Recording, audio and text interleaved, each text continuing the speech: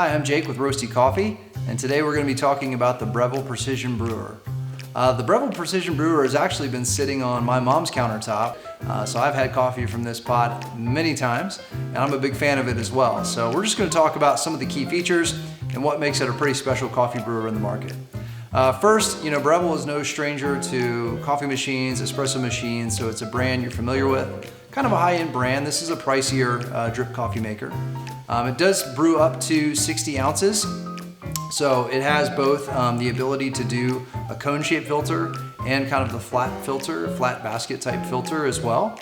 And then it has tons of settings. And so one thing that sets this drip coffee maker apart is the ability to customize your brew. And so you can set the bloom time, the temperature, and it has a few preset settings, as you might imagine. But you can also get in and just really dial in exactly how you like it.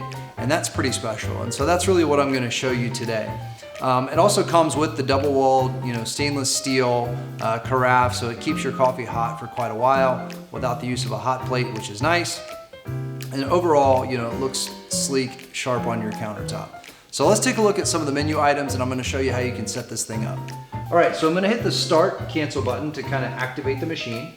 And then this knob here really just works as, you can basically just spin it to kind of get to what you want. So the options start out with fast, then it has gold, and then it has strong. And so what that's all about, fast, as the name suggests, is sort of the fastest brew that this machine can do while keeping the water temperature in the right range. Gold refers to the sort of gold standard, so the SCA guidelines as far as water temperature, which are between 195 and 205 degrees Fahrenheit. And then also the brew time, 4 to 6 minutes. So it's always going to sort of meet that standard. So you really can't go wrong by meeting the gold standard as far as the brew is concerned.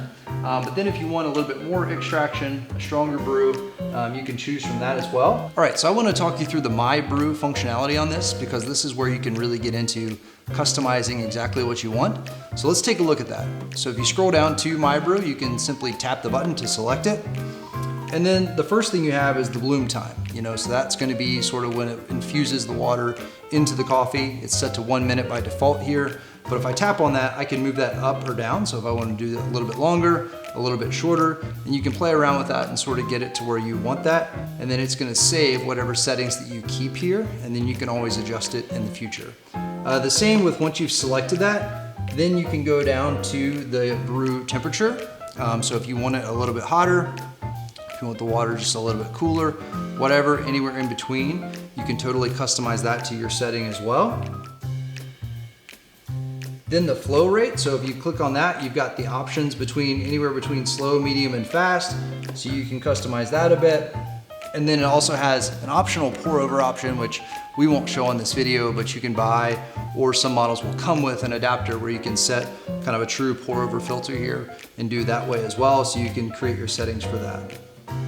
But I'm gonna go back to the main menu. So you've got the options for cold brew. So this can be a cold brew coffee maker.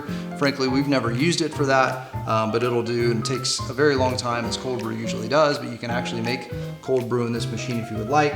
And then also an over ice setting. And then ultimately in the settings, you can set it up to where you have either a cone filter, or you can use that flat filter like I mentioned before, if you're gonna be using the full 60 ounces. So let's take a look at the filter inside. So I'm going to open this up, and I've got the cone filter insert that's in here by default, and then I can take that out, and you can see I've got the flat bottom as well. So whichever way you're going to do.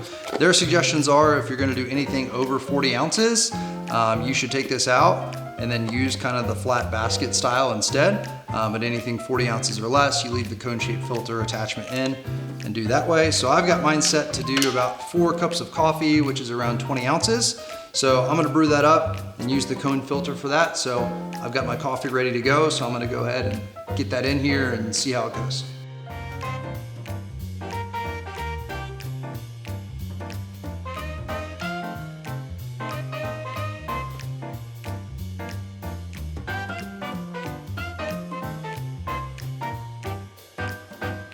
All right, so my coffee just finished brewing, and I'm gonna try that out, but before I do, I wanted to point out one other thing that I like about this is that once it finishes, on the digital screen that you can see, it starts sort of counting up from when your last brew finished, so you can tell how long that coffee has been sitting there. So your pot will keep it hot for a while, but if it's been sitting there for a couple of hours, maybe it's time to make some fresh coffee. So as that timer counts up, I know that my coffee is ready to go. So I'm gonna try it out. I sort of know what to expect here, because again, we've been using this coffee maker for quite a while. And I'll get just a bit.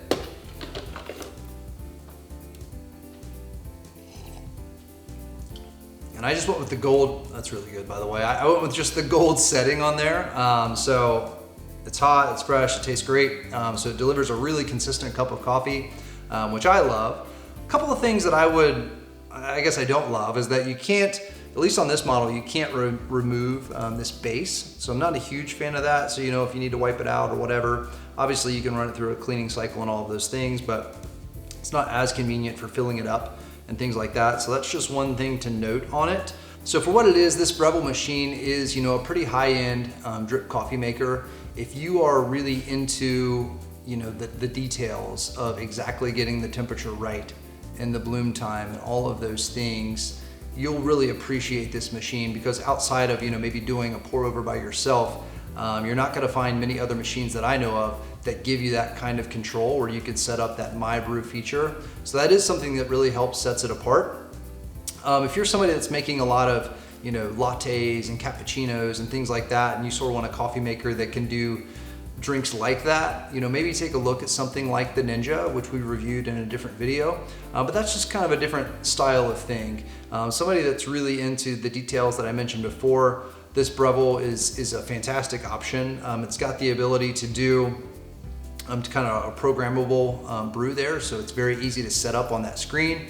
You can have it to where your coffee's, you can set it up the night before, have it make fresh coffee for you in the morning, and overall it just does a consistent, excellent job of making a really good drip cup of coffee. So if that sounds interesting to you, check out the link in the description below.